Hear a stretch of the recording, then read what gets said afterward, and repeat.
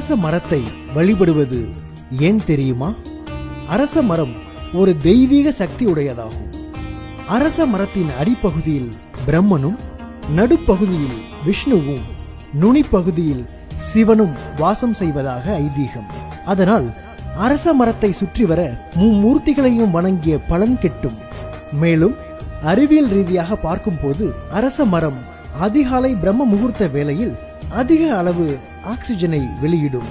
இந்த வேளையில் குழந்தை பாக்கியம் இல்லாத தம்பதியினர் அரச மரத்தை 108 முறை சுற்றி வழிபடும் போது உடலில் தேங்கியுள்ள நச்சுக்கள் வெளியேறுவதுடன் கர்ப்பப்பை கோளாறுகள் சரியாகின்றன. எனவே வாரத்தின் எந்த நாட்களிலும் பிரம்ம முகூர்த்த வேளையில் அரச மர வழிபாடை செய்வதன் மூலம் நம் உடல், மனம் இரண்டும் புத்துணர்வு பெறும்.